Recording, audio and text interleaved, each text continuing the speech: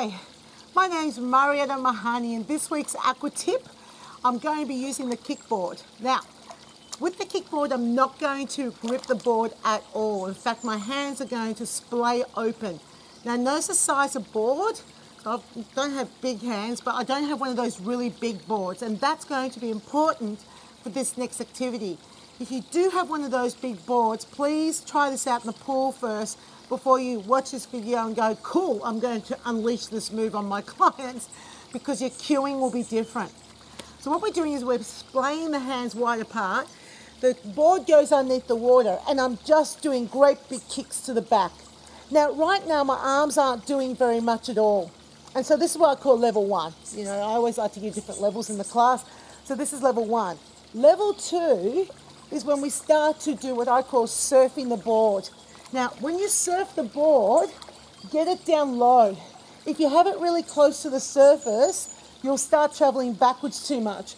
So unless you want them to travel, okay, that will make them go backwards, which is tricky to do when you're suspended because you don't know how fast everybody else is moving and you're going backwards with your legs kicking to the back. So probably not a good idea because you don't know where you're going to end up when you've got a whole class of people, right? So what you need to do is push the board down much, much lower and surf here. Now, when you surf, you're tilting the board through the water. So tilting, tilting, tilting. The deeper you go, it becomes a little bit more challenging. The bigger you go, the more challenging it becomes on your abdominals.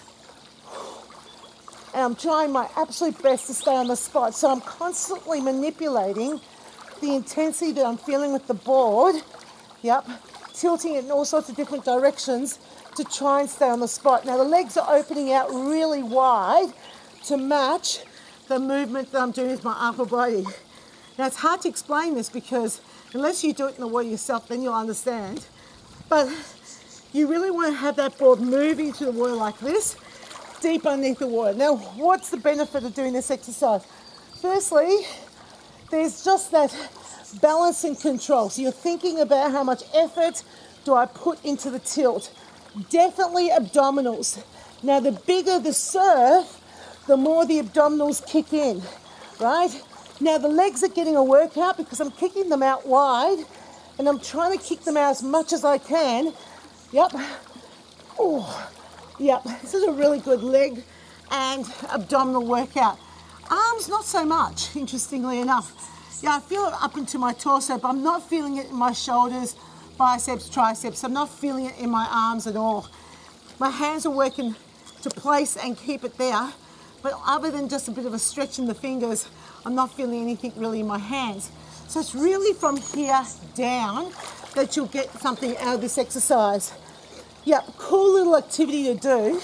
And of course you can always go, okay, if you're getting a bit tired, you can just hold the board still and keep the legs kicking. But then if you can, you want to try and create that surfing action, which is so cool. And that is this week's Aqua tip.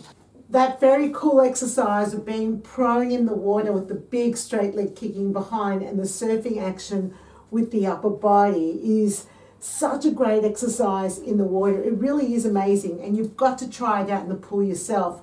But it is a challenging exercise to demonstrate on land. There's a few different ways that you can do it.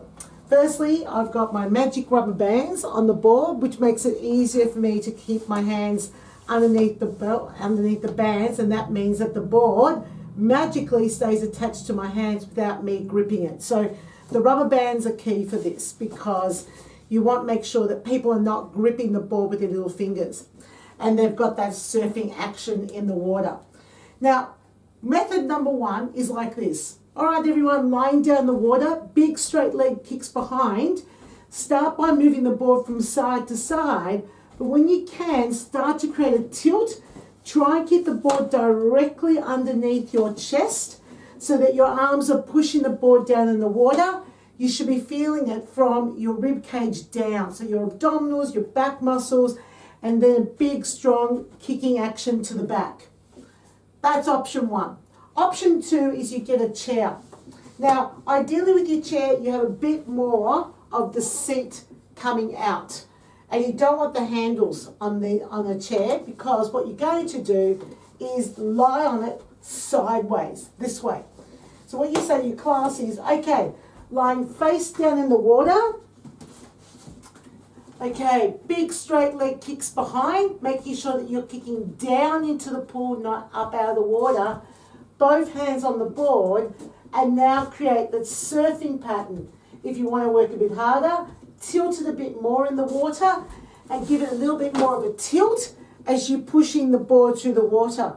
Keeping the board right down below your chest, like I demonstrated when I was lying over the chair. So keep the board directly below you. So as an instructor, you can lie over the chair sideways and then perform the leg action. The really important thing with the leg action with this exercise is I've got to kick down, and you need to indicate that to them as well.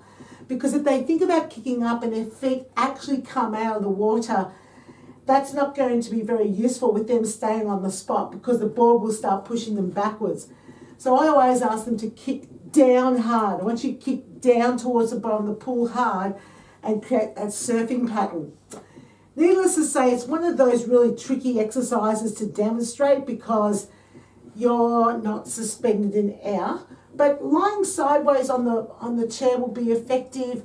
Then you could then get up and demonstrate it without lying on the chair, so you can demonstrate that big action with the arms and then with the legs. But I would prefer that you demonstrate this side onto the class, because I think it provides a lot more clarity with what you want them to do. And then you just need to coach the class as you see what they've picked up from what you've said, and then modify it. You know, if people aren't making big enough kicks, you need to think about telling them to kick forward rather than kicking the legs back behind their bodies, because then that will lift their legs up and down. Anyway, great exercise in the water. It's a fantastic exercise in the water, and that is this week's Aqua Tip.